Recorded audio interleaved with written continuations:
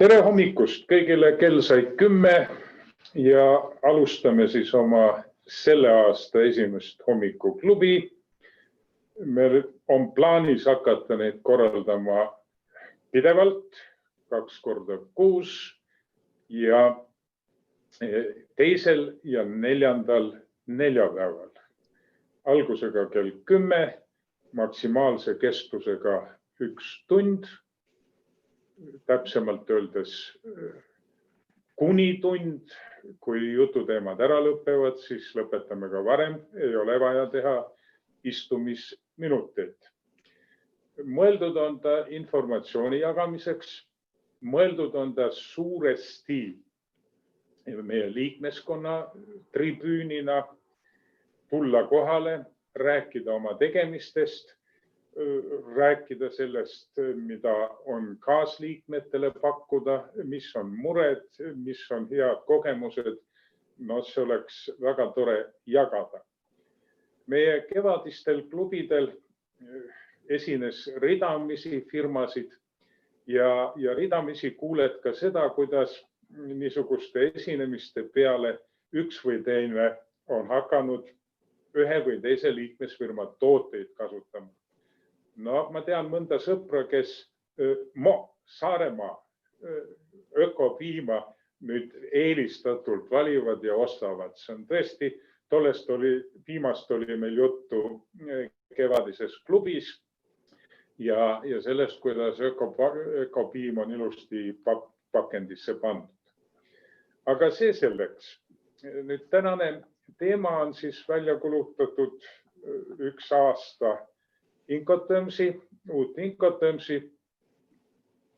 Aga ennem kui me selle Incotermsi juurde saame minna, põnevat on palju ja võib-olla isegi peaks hakkama võtma poliitilist seisukohta.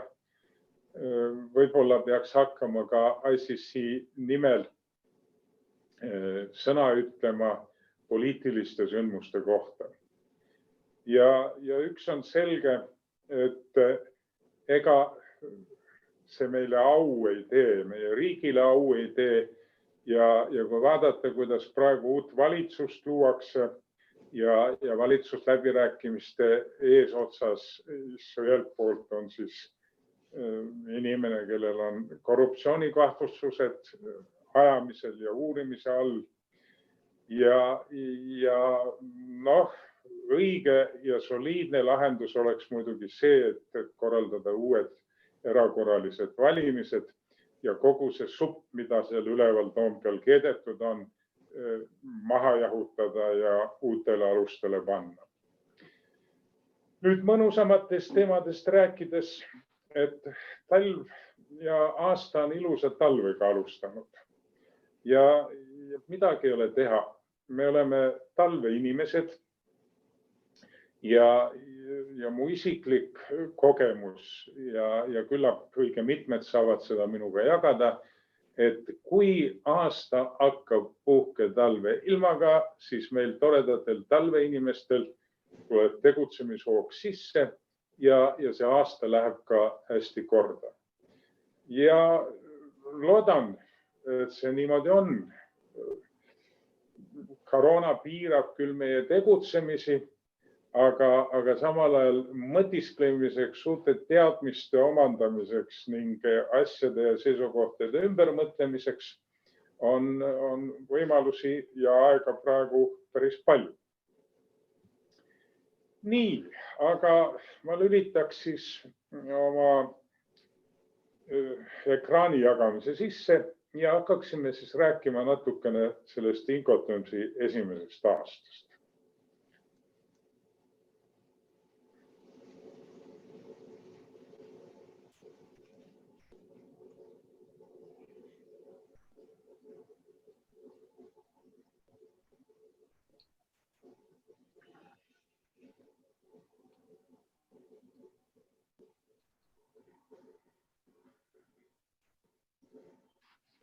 Et millest me siis räägime?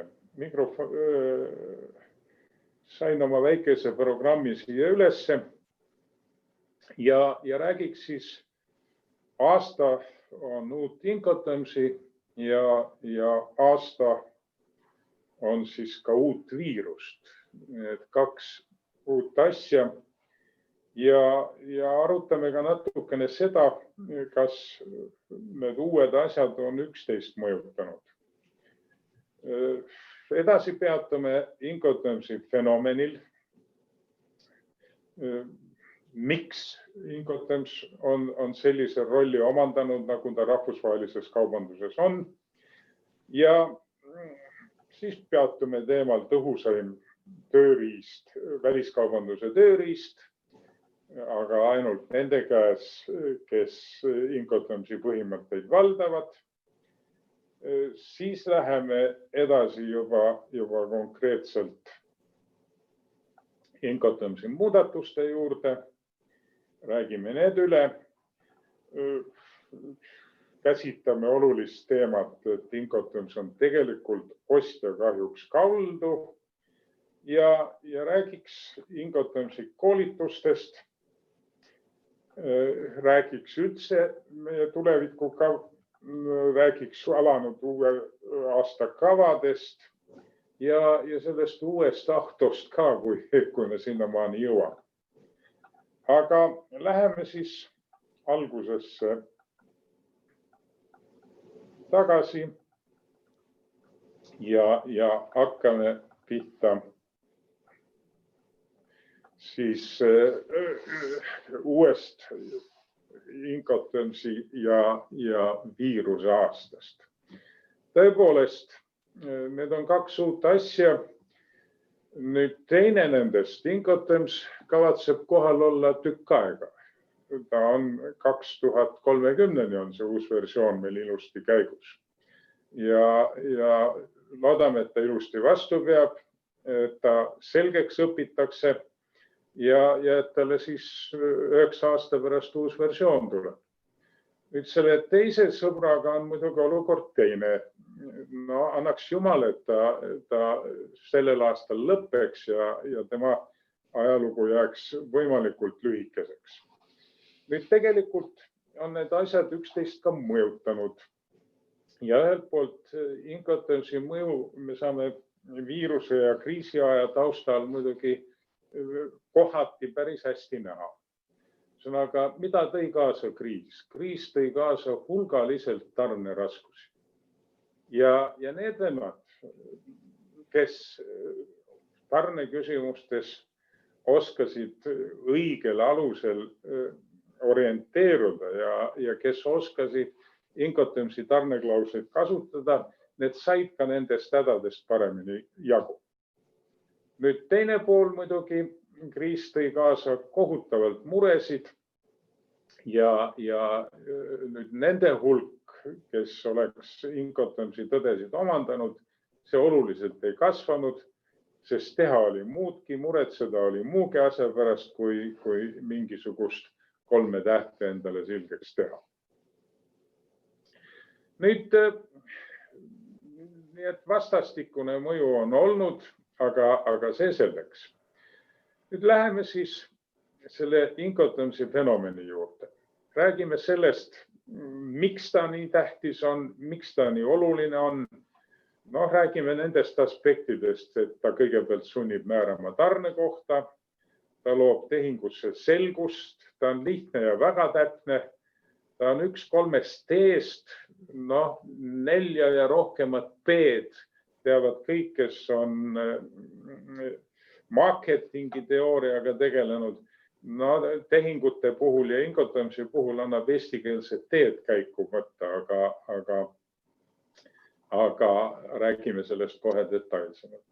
Ja Incoterms on tarnete tööriist. Ta on tarnete tööriist. Ta on palju laiem on tema kasutusala kui ainult müügileping.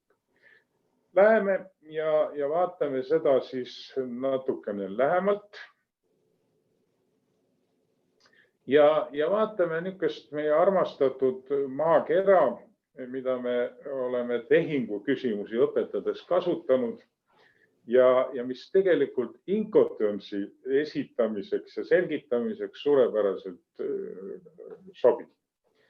Ja sellel sellel maakeral on siis, näete, müüja ja ostja. Ja siin on siis kaup, mis liigub müüjalt ostjale, see on see tarneahela pool. Ja siin vastas on siis maksete pool, kus raha liigub ostjalt müüjale ja korralikud tehingud saavadki niimoodi jõuavad ühele poole. Nüüd, kui me seda tehingut vaatame, siis tal on 3 niisugust olulist elementi. Esimene oluline element oleks see toote pool. Ühesõnaga, meil on vaja toodet, mis on kvaliteetne, mis rahuldab meie potentsiaalse ostja vajadusi, mida ollakse valmis ostma ja mille peale me oleme sõlminud selle tarnimise ja müümise peale oleme sõlminud oma lepingu. Nüüd selle toote kohale viimiseks on siis esimene tee on meil see toode. Nüüd selle toote kohale viimiseks on meil vaja siit tarnida. See on see teine tee. Ja näete, siin selles pooles toimubki see tarne. Ja kõike seda, mis tarnel toimub, seda käsitlebki see meie Incoterms. Nüüd kolmas pool asjast kolmas tähtis osa on siis tasumine. See on kolmas tee. Ja need ongi meie tehingu 3 ülitähtsat elementi, mis neist kõige tähtsam on raske öelda, aga Incotermsi tähtsus on vähemalt 1/3. Ja kui meie tarne korralikult korda ei lähe, siis see kaup kohale ei saa. Muidugi ka, kui tasumine ei õnnestu, siis jääb müüja ehk tarnija jääb ka oma loodetud tasust ilma. Ja miks siis see Incoterms nii oluline on? Ta sunnib meid määrama tarnekohta. Ta sunnib meid määrama tarnekohta. See on place of delivery. Mis pagana koht see tarnekoht on? Ma julgeks väita, et see on meie tehingus kõige olulisem koht, sest selles kohas läheb müüjalt ostjale üle kaubaga seotud kauba kadumise ja kauba kahjustamise risk. Et lihtsalt öeldes läheb müüjalt ostjale üle vastutus kaubast. Tarnekohas toimub ka kulude üleminek. Aga just esimesel kohal on selle riski üleminek. Ja see, kui me oleme määranud tarnekoha, siis me sellega oleme tõesti juba garanteerinud, et meie tehing on kvaliteetne ja korralikult korrastatud.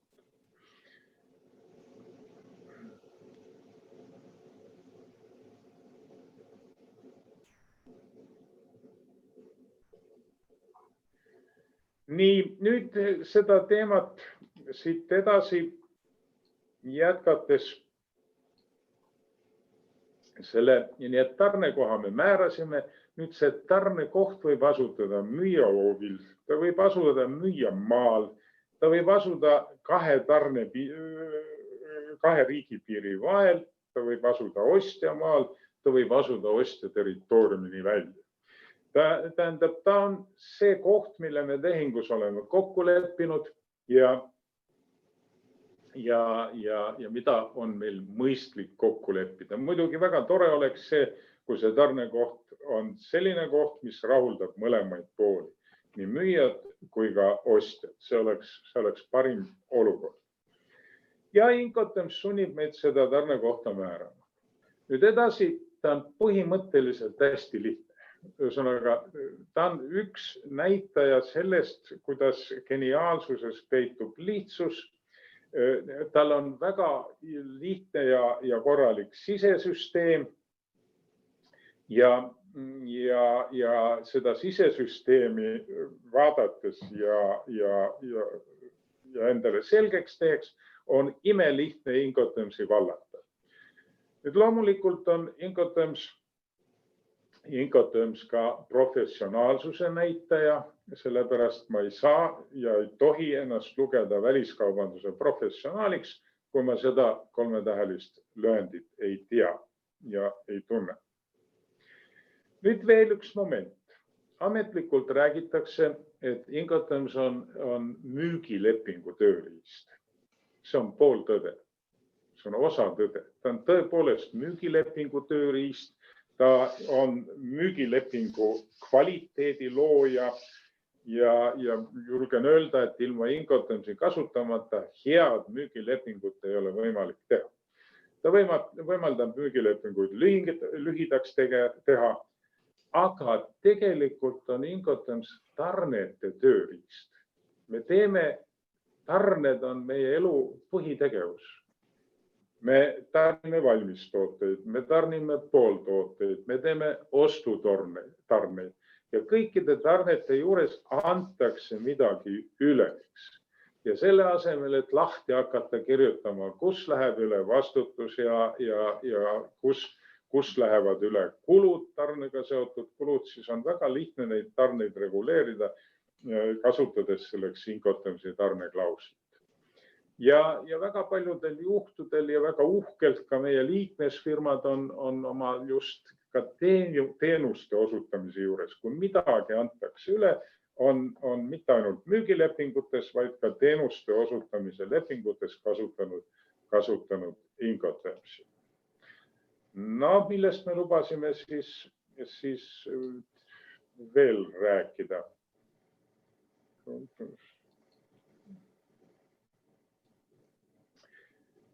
Nii, ta on siis tõhusaim väliskaubanduse tööriist, aga ainult nende käes, kes teda tunnevad. Kes Incotermsi ei tunne, selle jaoks ta ei oska seda kasutada, ta ei oska probleeme lahendada Incotermsile toetudes.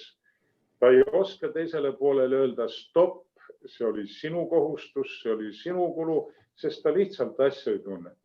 Ja nende käes, kes ei ole vaevunud, kahjuks neid on palju, kes ei ole vaevunud Incotermsi lihtsaid ja selgeid tõdesid omandama, on tal üks tüütu kolm tähte, tüütud kolmetähelised lühendid.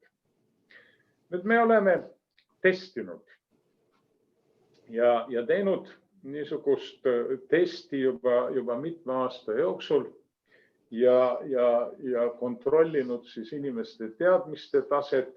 Me teeme seda oma koolituste algusel, me teeme seda testi mitmesugustel üritustel ja see laseb öelda ja on andnud meile ka teaduse, et millegipärast on Incotermsi valdamisega olukord kaunis kehv ja tagasihoidlik ja eriti kehvaks läks ta Incoterms 2010 ajal. Nüüd millised meie testis on ka niisugused huvitavad tasemed. No, kõigepealt me küsime, et millised tarneklauslid sobivad kõigi veoviiside jaoks ja millised on kasutatavad ainult laevaveol. Nüüd, kui selles osas tehakse vigu, siis see on viide sellest, et tegelikult Incotermsi tundmise tase on hästi madal. Ühesõnaga ei tunta isegi seda poolt, et üks konkreetne tarneklausel määrab, kes korraldab veo antud tarne juures. Samal ajal ei välista see, et näiteks inimene on teinud endale selgeks ühe tarneklausli, mida ta kasutab oma tehingutes. Ta tunneb selle detaile, ta teab kõiki selle momente ja ta tehingut saab teha korralikult. Kuid ühe tarneklausli tundmisest ei piisa, sellepärast et läbirääkimiste juurel, kiirete otsustuste juures, kus on vaja ühelt tarneklauslilt teisele minna, sul lihtsalt ei ole selleks teadmisi. Nüüd teine punkt, mida me küsime ka selle juures just et milliste tarneklauslite juures on müüja kohustus vedu korraldada ja milliste puhul on see ostja asi. Nüüd testis järgmisel koha peal me küsime, et kus asub tarnekoht ja milliste tarneklauslite juures on tarnekoht müüjamaal ja milliste tarneklauslite puhul on ta teises tarne otsas ehk ostjamaal. See on juba keerulisem ja kui seda punkti osatakse vastata, siis on tegemist juba tõepoolest teatud asjatundlikkusega. Nüüd viimaseks juba küsime väga detailselt ja küsime just ostja eelistusi. Millised peaksid olema ostja eelistused? Miks me seda teeme? Me teeme seda selleks, et Incotens on tegelikult ostja kahjuks kaldu. Ta on tugevalt ostja kahjuks kaldu ja hea teadmine ja hea Incotensi tundmine võimaldab ostjal ennast kaitsta. Ja kes suudab vastata juba nende spetsiifiliste küsimuste tasandil, see võib pidada ennast asjatundjaks ja see võib oma oskuste elukka olla. Õnnetuseks selliseid inimesi on meie käe alt läbi käinud vähe. Ja enamasti me näeme ja kohtame väga tagasihoidliku asjatundmise taset. Ja me oleme mõtisklenud ja me oleme seda asja arutanud ja uurinud ja ma arvan, et me oleme leidnud ka põhjust. See tagasiminek toimus Incotens 2010 ajal, sest kui kehtis 2000 versioon, siis oli mulje, et Eestis tuntakse päris hästi Incotensi, aga tuli 2010 ja kuidagi uskumatult ühesõnaga C-grupi hädadest ja kõikidest tõsistest probleemidest nagu ei teata, eks, ja ei olda nendest kuuldudki, et missugused ohud seal valitsevad ja mis seal on. Paljudel juhtudel on Incotensi tundmine piirdunud Xworksiga, kus ekspordifirma tunneb ainult ühte tarneklauslit ja käib see Xworks. Vaatamata sellele, et Incotens 2010 ütles juba selge sõnaga, et rahvusvahelistes tehingutes tarneklauslina Xworksi kasutada ei tuleks. Ja teate, millisele järeldusele selle analüüsiga jõudsime? Jõudsime sinna välja, et Incotens 2010 vaikis rühmadest. Juba Incotens 90 ajal leiutas soomlane, kellest me natukene siin hiljem räägime paar sõna, leiutas ja tuli lagedale ettepanekuga jagada 4 rühmaks. E, F, C ja D rühmaks. Ja see oli niivõrd võimas ettepanek, mis soomlase poolt tehti, et see võeti kasutusele ja see kehtib tänase päevani. Kahjuks Incotens 2010 oli sellest absoluutselt vait. Ja kui sa ei näe niisugust rühmade süsteemi asjas, siis tõesti vaatad on 11 3-tähelist lühendit, kuidas nad omavahel seotud on ja mis seal ühist on, siis seda omandada on tõesti raske. Muidugi teine pool on Google. Google on meile igale poole tulnud ja Google'ist võib saada kiireid vastuseid ja võib-olla 80%, võib-olla ka 90% üks või teine vastus on päris õige, mida saadakse. Kuid Google'is süsteem ei õpi. Aga mis puutub Incotensi, siis ma olen spetsiaalselt vaadanud, et nii palju udu ja jama ja valekäsitlust, mida võib leida Google'ist Incotensi kohta, siis see ei ole abinõu, see ei ole see, millega lagedale minna. Õige ja ainuõige lähendamine peaks olema siis selles, et iga ka professionaalide käsutuses on Incotensi ingliskeelne originaaltekst, mida sa saad teisele poolele esitada, teisele poolele kiiresti üle anda ja öelda, kullakene, näed, aga raamatus on kirjutatud nii ja kas sa siis seda ei tea. Et see on sinu kohustus ja see on minu kohustus. Nüüd kogu Incotermsi omandamine on tegelikult äärmiselt lihtne. Ma mäletan seda aega, kui Incoterms 90 oma rühmadega tuli ja mul piisas ükskord loengul lugeda, tol ajal oli siis 13 tarneklauslit ja need jäid mulle pähe, sest see 4 rühma süsteem on sedavõrd loogiline ja sedavõrd baasi loov.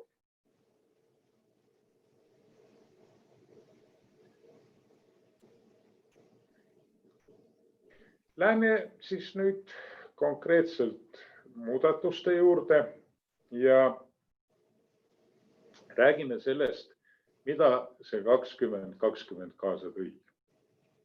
Nüüd küllalt laialt on levinud väide, et uus versioon midagi suurt ei muutnud. Ja ma viisakalt julgen öelda, et see väide on ebatäpne. Tegelikult, kui ma aus ja otsekohane ütleks, et see väide on päris vale. Sellepärast tõsiseid muutusi on ja põhimõttelisi muutusi on.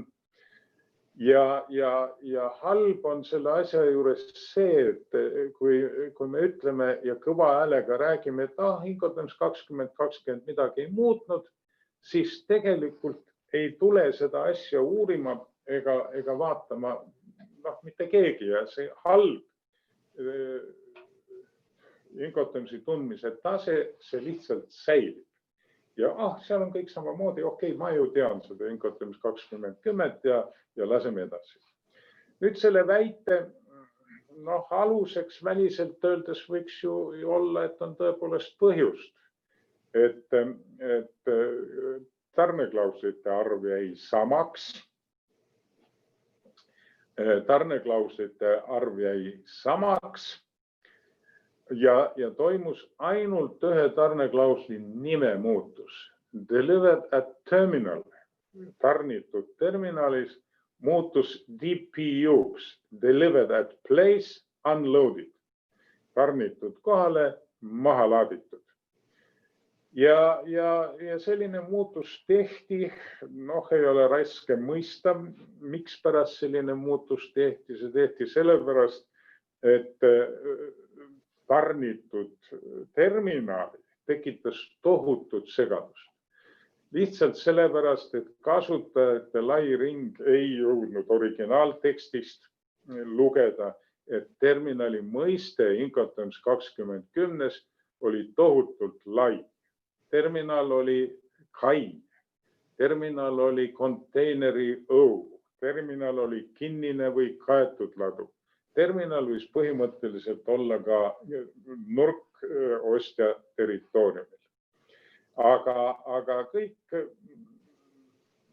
puuduliku teadmisega kasutajad hakkasid meeleheitlikult otsima terminali. Kui siin ei ole ju terminali, siis me järelikult seda dati kasutada ei saa. Ma tuletan meelde, et delivered at place ja delivered at terminal, nende vahe oli ainult mahalaadimises. Delivered at place, müüja tõi kauba ostja maale kohale, kokkulepitud kohta, vabastas kauba mahalaadimiseks ja ostja mahalaadimistõstega hakkasid pihta ostja kulud ja ostja vastutus. Delivered at terminal oli kõik täpselt samamoodi, välja arvatud see, et sihtkohas ostja juures oli müüja kohustus kaup saabuvalt veovahendilt maha laadida. See oli nende kahe tarneklausli vahe. Ja delivered at place oli tegelikult vanakuulus TDU, nii et mingit suurt ja keerulist imet nende asjade juures ei olnud. Ja kui oleks tõesti vaevutud meelde jätma, et terminali mõiste on suur ja lai mõiste ja poleks seda terminali taga otsima hakatud, siis poleks seda probleemi tekkinud.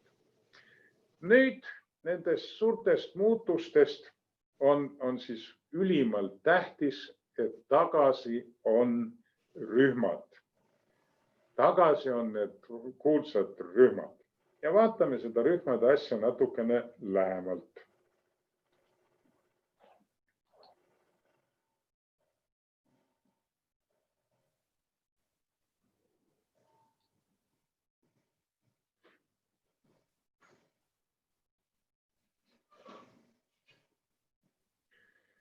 See oli siis soomlase Kainu Mikkola leiutis.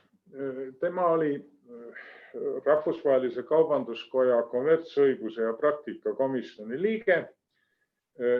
Ta oli ka kuulus Soome võrkpallitegelane, niisugune pikka kasvu vend, 2 meetrit täis ei tulnud, aga üle 90 oli tal neid sentimeetreid. Ja ta siin mõned aastad tagasi läks sinna paremale poolele ära. Nüüd põnev oli see, et Incoterms 90 versioon oli valmis ja ICC kommertsõiguse ja praktika komisjoni koosolek oli siis kokku kutsutud, et seda uut versiooni siis kinnitada. Ja nüüd tõusis see Kainukene siis püsti ja ütles mutta ja sügas kukalt niimoodi ehtsel Soome kombel. Ja ütles, et sellel on 2 otsa sellel asjal, et vaadake, et näed, et üks on lähtopää ja teine on tulopää. Ja et jagame nad 4 rühma. Et lähtopää on siis see järele tuldud ja tulopää on kohale toodud ja ülejäänud 2 rühma on seal vahepealsed. See oli niivõrd hea ja kiiresti mõistetav ettepanek, et asi läks lennult käiku, valmis tootel kujundati need rühmad, osa tarneklausleid nimetati ümber ja nii tekkisid siis 4 rühma, E-rühm, F-rühm, C-rühm ja D-rühm ja 13 tarneklauslit olid selleks ära jagatud. Nüüd nendest need rühmad säilisid ja nad olid kasutusel ka Incoterms 2010, kuid nendest ei räägitud ametlikus tekstis mitte pooltki sõna. Samal ajal näiteks professionaalid ja näiteks ka Incoterms 2010 redaktsioonikomisjoni liikmed omavahel rääkisid C-terms ja D-terms ja F-terms ja X-words. Nad rääkisid ja kasutasid seda rühma mõistet, aga samal ajal mingit selgitust kasutajatele ei antud. Kurb oli ka veel see, et Incoterms 2010 oli hästi napp sissejuhatus ja kui ma seda tõlkisin, siis ma mõtlesin sinna juurde, et poolse moi, et asjatundjale sellest piisab, aga uuele inimesele see küll mingit erilist tarkust ei jää. Nii, ja vaatame nüüd neid rühmasid lähemalt. Siin on üks suurem pilt nendest rühmadest tehtud. Näete, E-rühma puhul tarnekoht on müüja maal, sealt hakkavad pihta ostja kulud ja ostja risk. Ostja on see, kes peab tulema kaubale järgi, aga ostja on ka see vaene vend, kes peab korraldama kõik ekspordiformaalsused, peab oma veovahendile kauba peale laadima ja see, millest vähe räägitakse, ostja kohuseks on ka turvaformaalsuste ja turvanõuete täitmine müüja maal, mis tegelikult võrreldes tollinõuetega võib-olla on veelgi labiilsem, aga turvanõuded võivad üle päeva muutuda ja kus see vaene ostja seda kõike teab. Nüüd F-rühm on väliselt väga sarnane. Ka siin peab ostja korraldama veo ja tarnekoht on siis müüja maal. F-rühmas on 3 tarneklauslit. Üks on kõigi veoviiside puhul FCA ja 2 tükki on ainult laevaveol. Nüüd aga vahe on E-rühmaga juba põhimõtteliselt suur, näiteks selle FCA puhul on müüja kohustus teha eksporditolliformaalsused, müüja kohustus laadida kaup peale, müüja kohustus hoolitseda, et kaup ekspordimaal turvakontrolli läbiks, kui niisugune turvakontroll olemas on. Ja pilt on juba hoopis normaalsem. Ja nüüd on, vaadake, õnnetud C-rühm. See on uskumatud C-rühm ja vaadake, See tundub esimesel hetkel ääretult ebaloogiline. Ühesõnaga, C-rühma puhul müüja on see, kes korraldab veo. Seal on 4 tarneklauslit. Cost and freight ja SIF kehtivad ainult laevaveol ja CPT ja ZIP kehtivad kõigi veoviiside puhul. Ja samal ajal, kui müüja korraldab selle veo ja kannab müüjaga ja veoga seotud kulud, siis vastutus kauba eest läheb müüjalt ostjale üle veo alguses. See tundub pagana ebaloogiline, aga pange nüüd ennast ostja nahka ja kujutage ette, et te ostate näiteks mingisuguse CPT-ga kaupa, mis saadetakse kuskilt Venemaa pärapõrgust teele ja te vaenekene arvate, et tarne toimub siis, kui kaup kohale jõuab, aga tegelikult tarne on ammuilma toimunud ja vastutus ja risk kauba eest on ostja poole. Aga vaat niisugune C-rühm tänaseni eksisteerib ja rühm, mille tarneklauslid sobivad suurepäraselt müüjale, aga millele suured probleemid on ostjal. Nüüd kõigi nende 3 rühma puhul tarnekoht oli müüja maal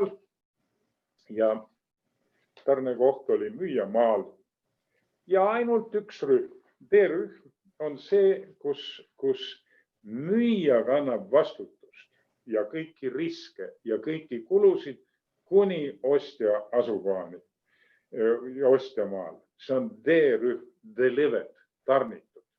Ja praegusel hetkel on seal järgi siis tegelikult 3 tarneklauslit. Nüüd väga tore oleks olnud, kui ka Incoterms 2020 oleks toonud ära niisuguse tabeli. Praegu on meil järgi jäänud 11 tarneklauslit ja E-rühmas siis on X-Works, F-rühm on esindatud FCA Franco Vedaja, FAS ja FOP on 2 ainult laevaveol kehtivad tarneklauslit. C-rühmast on ainult laevaveol kehtivad Cost and Freight ja SIF ja kõigi veoviiside puhul kehtivad CPT ja ZIP. Ja D-rühm on siis ka esindatud, kõik need 3 kehtivad kõigi veoviiside puhul, delivered at place, tarnitud kohale, siis uue nimega DPU, delivered at place, unloaded, tarnitud kohale, maha laaditud ja vana DDP, mis on juba mitu versiooni käigus olnud, delivered duty paid, tarnitud, toll tasutud. Kahjuks niisugust pilti Incoterms 20 ei ole, kuid seda rühmade tagasitulekut puudutatakse päris detailselt pikas ja kohati detailses sissejuhatuses. Nüüd, kui me vaataksime veel seda pilti natukene edasi, siis näete, mis nende rühmade najal. Vaadake, kui uhke on vaadata. Tarnekoht.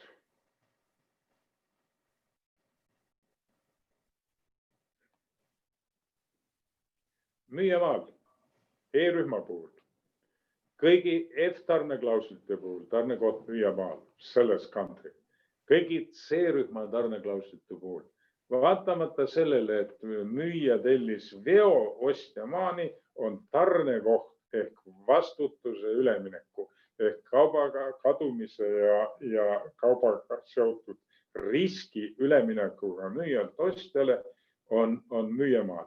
Ja ainult 3 tarneklauslit D-rühmast on need, mille puhul siis see tarnekoht on ostjamaal, kus müüja kannab kuni ostjani vastutust ja kõiki kulusid. No, samuti näitab see rühmad, et kes korraldab veo. Näete, veo korraldab esimese 2 rühma puhul ostja ja alates C- ja D-rühmast korraldab veo müüja. Nüüd edasi võib vaadata siis, kes täidab eksporditolli kohustused. Ainukene ebanormaalne olukord on X-Worksiga, kus ekspordi peab täitma müüja, ostja, vabandust. ja kõikidel muudel juhtudel näete, on eksport müüa teha. No, transiidi puhul näete, transiit on ostja kanda, transiidi tolliformaalsused on kanda 3 esimese rühma puhul ja alles viimases D-rühmas on see kõik siis müüa teha, eks. Ja lõpuks impordi tolliformaalsused, ostja ja kõige lõpuks on viimane siis TDP, tarnitud, toll tasutud, mille puhul on siis, mis on absoluutselt ostjakeskne tarneklausel, kuid mille kasutamisel on terve rida hädasid ja probleeme. Nii et XWorks ja TDP ei ole lihtsalt kasutatavad tarneklauslid. Ja noh, see on nüüd pikem jutt, millest siin rääkida tuleks. Ja vaadake, nüüd need rühmad on Incoterms 2020 tagasi. Nad on selgelt tagasi, nendest on ilusti kirjutatud sissejuhatuses ja neid tuleb arvestada ja nendest tuleb lähtuda ja ka kogu asja mõistab palju kergemini ja paremini. Nüüd rühmad on tagasi niimoodi. Nüüd detailne sissejuhatus. Kui 2010 oli väga napp ja lühikene sissejuhatus, siis nüüd on ta pikk, ta käsitab mitmeid asju detailides ja seda lugeda saab asjast hoopis selgema ja õigema käsitlus. Nüüd järgmine väga oluline muudatus. Vaadake, Incotermsi puhul on ta seda efektiivsem, mida täpsemalt me määrame tarnepunkti. Ja juba Incoterms Incoterms 2010 pööras sellele erilist tähelepanu ja hakkas siis kirjutama, et oleme nüüd kenad ja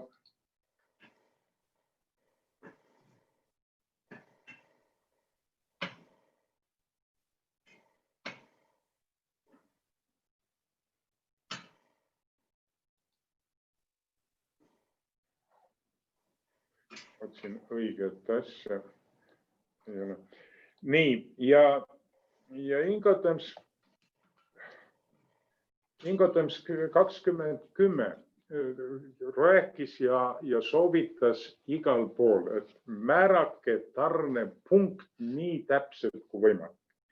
Ja kummaline on see, et need kaks mõistet tekitavad meie kasutajate laias ringis tekitavad tegelikult päris palju segadust.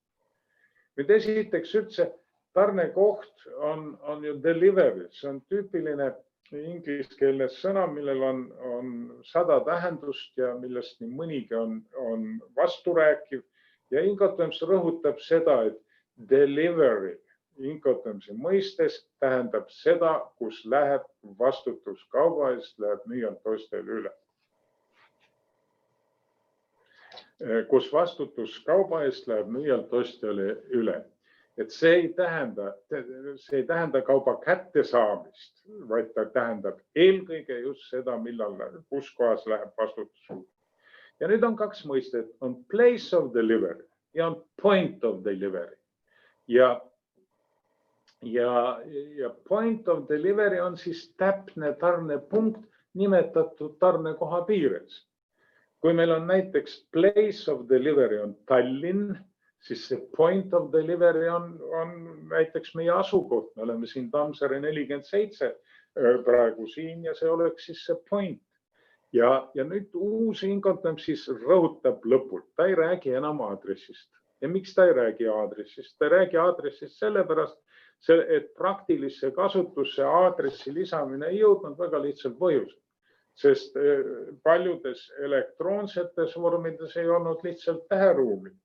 Paljudes trükitud formulaarides, kuhu seda valitud tarneklauslit sisse kirjutatud, ei olnud lihtsalt jäetud ruumi nii palju, et sinna välja kirjutada aadress. Nüüd aadressist ei räägita, kuid vahet pidamata rõhutatakse seda. Määrake nii täpselt, kui te vähegi seate, nimetatud tarnekoha piires täpne tarnepunkt. Seda rõhutatakse läbivalt, seda rõhutatakse kogu aeg ja mis kõige olulisem, kui me jätame selle täpse tarnepunkti määramata, siis asi töötab ostja kahjuks, sest müüjal jääb eelisõigus ja eesõigus üldse valida siis ja määrata seda täpset tarnepunkt. Ja ta saavutab sellega suurt, ka isegi Tallinna suurusel, mitte väga suures linnas on kaunis suur erinevus selles, kus kohas täpselt Tallinna piires see tarnepunkt asub. Ja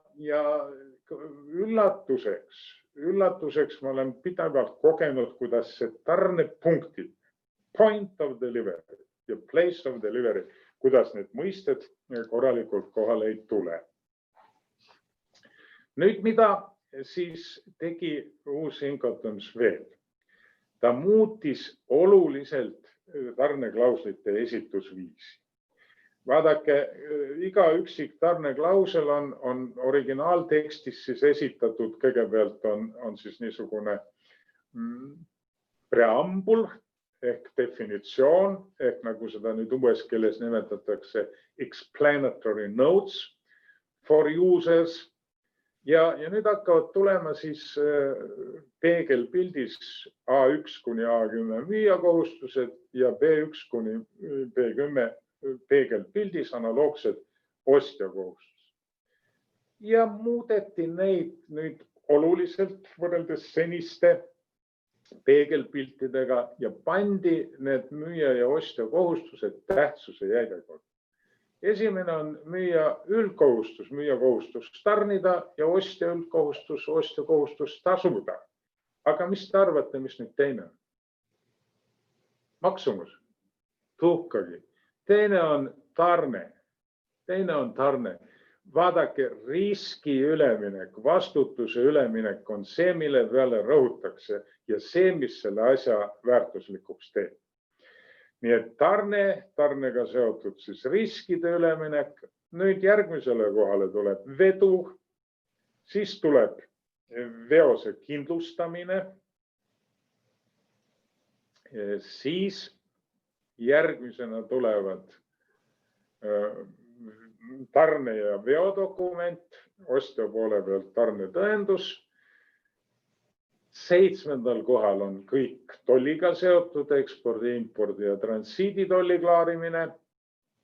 8. kohal on kontrollimine, vakkimine, markeerimine. Ja kukkuge pikali. Raha on eelviimasel kohal. Kulude jaotus. See on nüüd niisugune paras ajuloputus.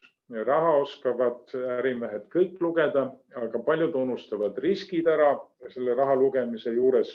Ja see on nüüd siis koostajate poolt tõeline näpuviibutus kasutajate suunas, et sõbrad, Incoterms on sellepärast oluline, et ta määrab ülitäpselt, temaga on võimalik ülitäpselt määrata, kus läheb vastutus ühelt poolelt teisele üle.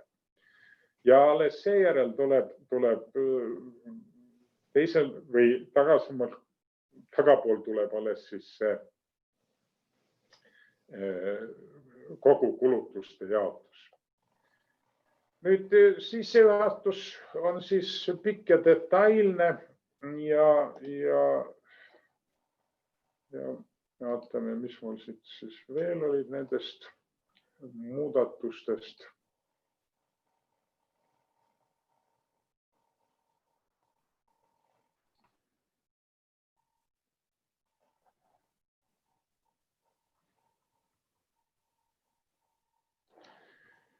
Nii, detailne sissejuhatus edasi.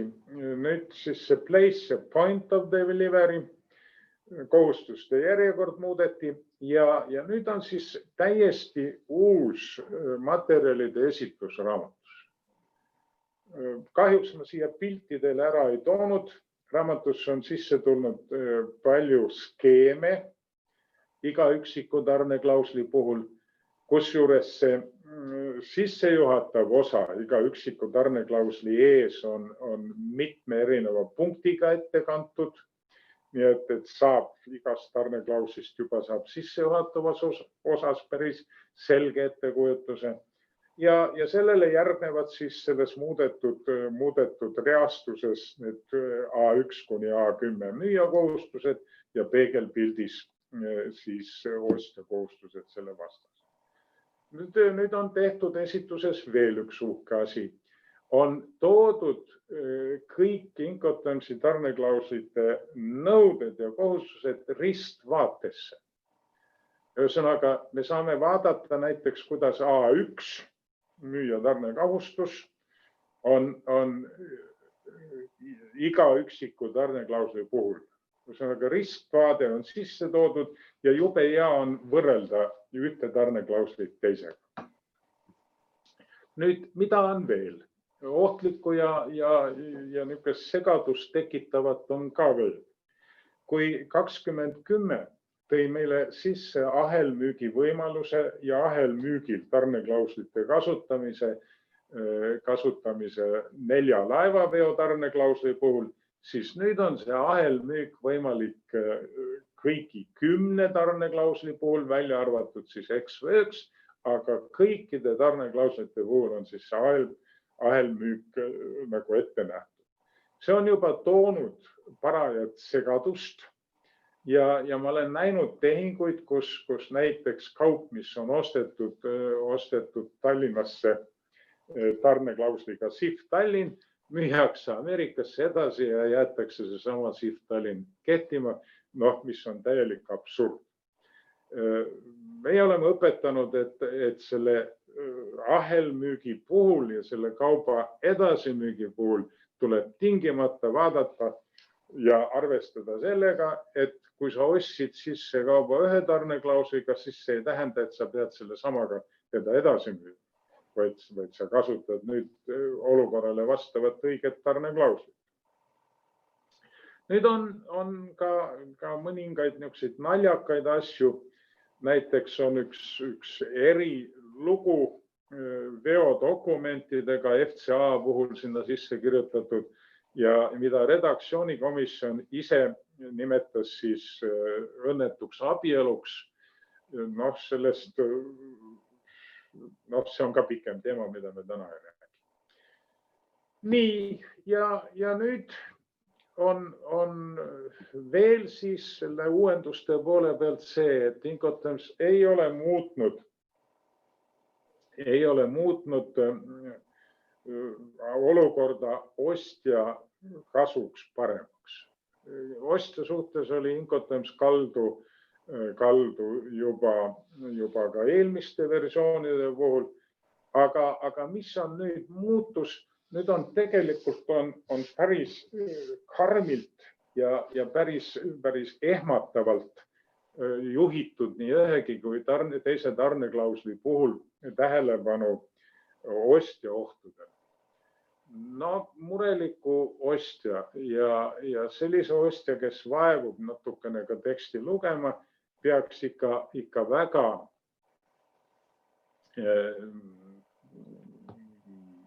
väga muretsema panema.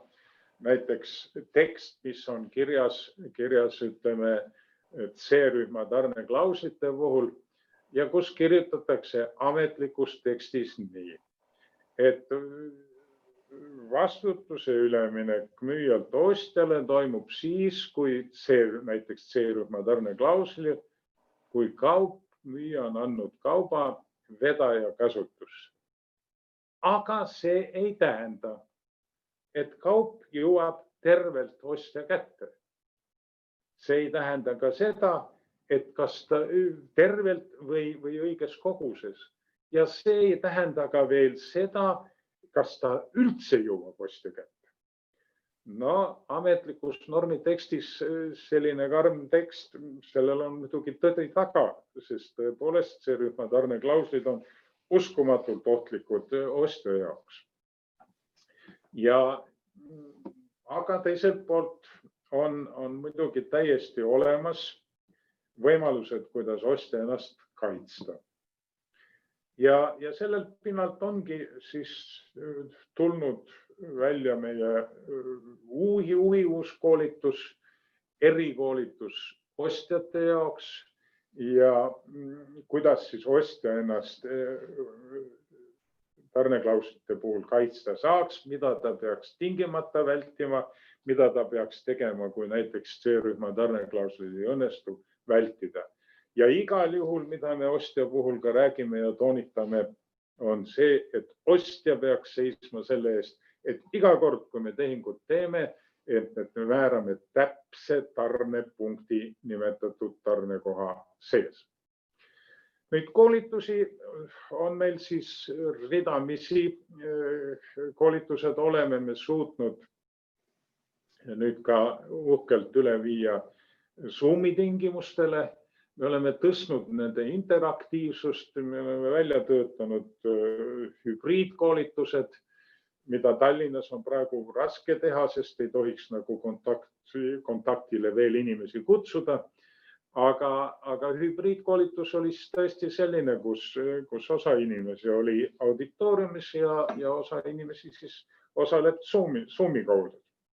Kogu nende Zoomi koolituste juures on hästi tähtis just seda interaktiivsust ja seda kuulajate vaos ja järje peal hoidmise metoodikat kasutada, esitada küsimusi. Koolitus läheb aeglasemalt Zoomis, aga kohale ta jõuab. Me oleme ka sisekoolitusi teinud. Nüüd, kuidas nende huvidega on? Kurb on öelda, et esiteks muidugi üldine koolitushuvi on väiksem, kui oli eelmiste versioonide puhul. Eelmiste versioonide puhul olid esimese aasta järel mitmed sajad inimesed ennast Incotermsiga kurssi viinud ja endale materjalid soetanud.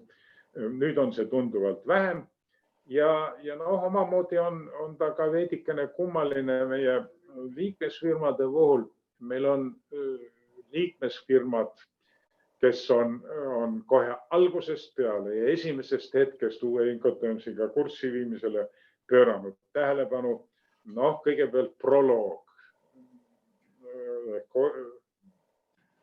ehk tarneahelate juhtimise ühing, Eesti tarneahelate juhtimise ühing on kohe, nii kui Incoterms tuli, selle vastu huvi tundnud.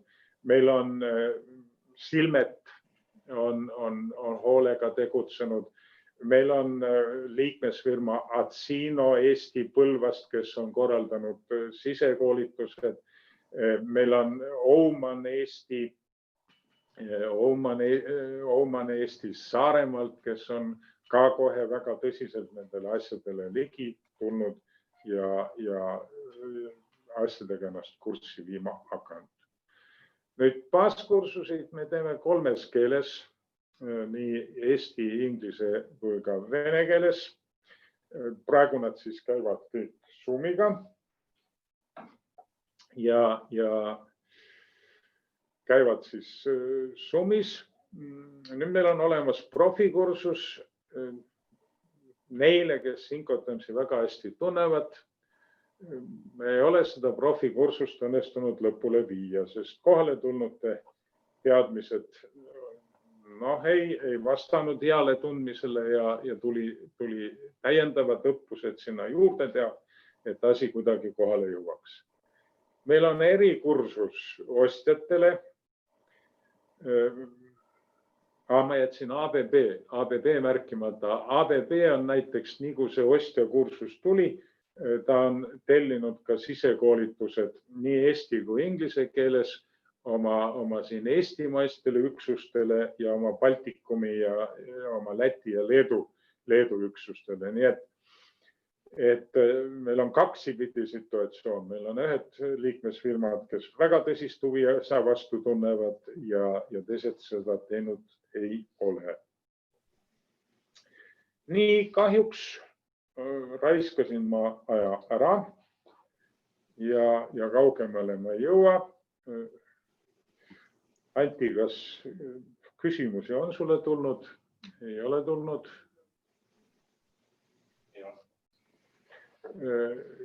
Kahjuks ei ole aega rääkida pikemalt ka aasta kalendrimärkidest ja tulevatest kavadest. Üks lubadus, mida viimasel hetkel peaks täitma, et mis pagana uus auto see oli, millest me rääkisime oma teabekirjas ja teabekirja pealkirjas. Meile targad ajakirjanduse profid on õpetanud, et auto pealkirjas on üks uhke sõna, mis tekitab huvi materjali avama ja vaatama. Ja meil on ka uus auto. See on Tiidu auto ja Tiidul on väga tark naine, kes ütles, et kallis mees, et vanal mehel peavad tingimata uued asjad olema ja esimene uus asi alustada on uus auto. Ja ma selle ostsin ja olen selle üle uhke sellepärast, et see on siis hübriid. Ta on igasuguste põnevate võimalustega ja ma võiks teile näidata manuaale.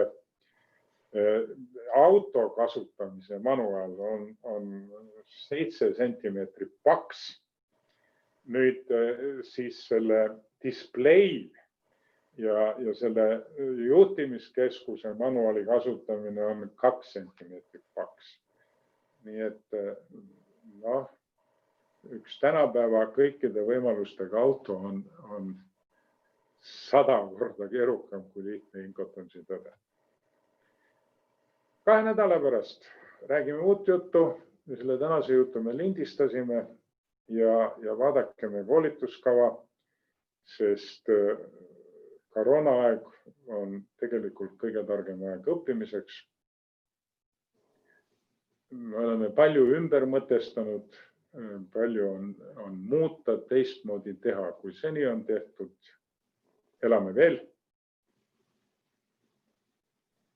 Kõik. Jõudu ja nägemist.